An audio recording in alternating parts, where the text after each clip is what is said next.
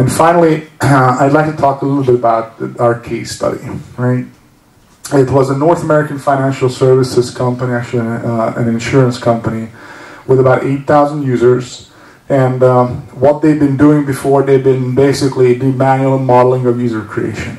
That's a great story. So manual modeling means you have a user, right, in Active Directory or your user repository in HR, and you also have a manual in Microsoft Word that says, under no circumstances you are allowed to modify this user account in Active Directory because this is the user that we copy every single time someone joins the company. Right?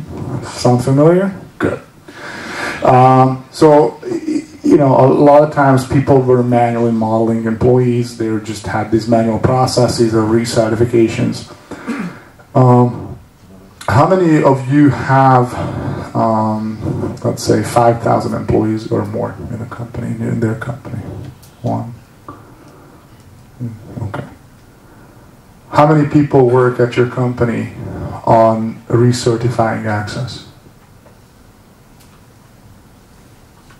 Or how many people work on mining out entitlements and creating Excel spreadsheets for 100 people? Okay. So this is an extreme example. What we've seen is that at a minimum, right? How many employees do you have? I'm sorry. 8,000. 8,000 people, and 100 people work on creating access recertification reports, right? So at a minimum, what we've seen is that you have, for every 5,000 employees, you have one person or one full-time employee effort every year to work on access recertification. And that includes preparation of Excel spreadsheets, sending out these Excel spreadsheets to managers, collecting the responses, etc. So they had basically 4 to 5 consultants for 8,000 people doing all this work for access recertification and compliance. They're using some Novell Identity Manager, which did not meet could not do access recertification with it. I basically grouped some of the background into 3 different aspects, right? One of them is people, the other one is process, and the third one is technology. Again, the bigger emphasis here is on people and process, and obviously this underlines how enterprise role management is not a technology problem. It's very much a people and process kind of question, and politics too. At this company, basically, they had a chief counsel who was responsible for this project, and also the chief financial officer. So basically this whole project started from their accounting department, financial services department, because that was the place where people had a lot of access to sensitive applications, right? HR was involved from the very beginning, from the get-go, but they said they should have involved HR a lot more. So again, underlying the importance of working with HR. They said that there's a big difference between active sponsorship of a CIO and sponsorship of a CIO. Basically, active sponsorship means that you sit down essentially every 3 months or every 2 weeks with the CIO, get their opinion, get their feedback, and he or she will help you to get the project to completion. Versus sponsorship means that I stand in front of you and I give you the presentation and I go home, right? These are 2 different things, right? So you have to have this active dialogue going. The business drivers obviously were compliance, so they had some audit findings, some segregation of duties. Time to be saved with access recertification. So basically they were spending a lot of time digging out all the entitlements from all the applications and certifying them. And risk reduction and ensuring minimal level of privileges. Okay, so it's very important to kind of see that today, if you want to avoid your name being seen in the media, Sky News, that you lost so many tens of thousands of records, you have to be able to live with the notion that you should only grant a minimal level of entitlements to people. They say that about 65% or 68% of all the data loss and data security breaches are are perpetrated and committed by internal employees and not by external parties, so people who already work for the company. People aspects, nothing works without hiring good people, right? And this is no exception. So they hired 2 full-time employees, FTEs, who were part of IT security, into a role engineer role, which is basically a non-technical job, right? These people came actually from the business, right? They were not IT techies or IT practitioners. They came from the business with a deep understanding as to what they're doing in the business.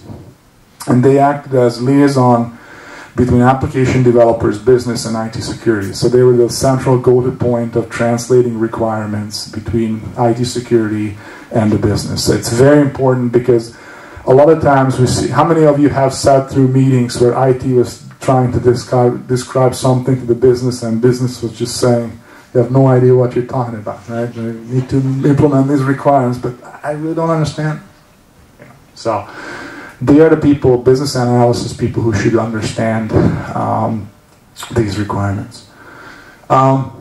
Basically, the process aspect. So remember the onboarding diagram? Their methodology was basically, they looked at entitlement mining and to scores and looked at people who had access to what.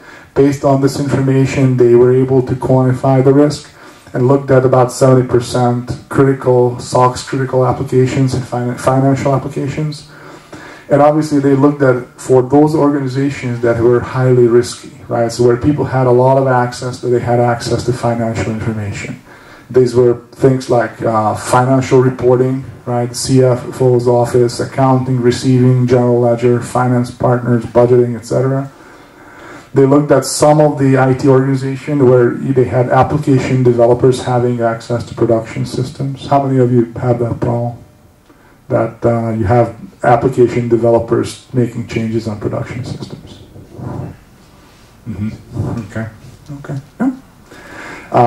And a lot of people in back office. I'm actually very used to people not raising their hands, so I can kind of make a very good extrapolation of like 5 people raising their hands. That really means that there's about 50 people in the audience, right? So it's like a little bit of a underrepresented sample here. Okay. And really they looked at back office processing people, so call centers, payment processing, underwriting. Again, a lot of these job roles involve highly repeatable and very well understood flow-oriented, task-oriented processes. They identified the business owners of applications, and basically the IT shifted the responsibility or onus back to the business for the entitlement definitions, right? So IT didn't just go in and said, oh, we have this Active Directory group name called ABCD_3597_JB7Z, right? And we have no idea what this means, but they asked the business to assign some level of real entitlement stat to that, right? They also mixed fine-grained entitlements from 70 applications using Sun Role Manager first, and they used external consultants. So those of you that have tried this entitlement mining process, did you think there were a lot of different things you can control this mining process? Not manually. No. Trying to develop a proper application, but we do not business role mining. We tried only to do IT role mining, which is on application focused, not enterprise focused. Okay. So and you did it manually, right? So you basically created your own tool, yeah, etc. So it can be very painful. If you're using a tool, even like Sun Role Manager or any other role mining tool, there's a lot of configuration variables and a lot of buttons and sliders that you can manipulate. So my advice here is to hire someone who has done it before. You know, it's the same thing that you can do with like any kind of home improvement project, right? If you do the tile work yourself, yes, there will be tiles, right? Can anyone see that this is tiling work not done by a professional? Absolutely, right? So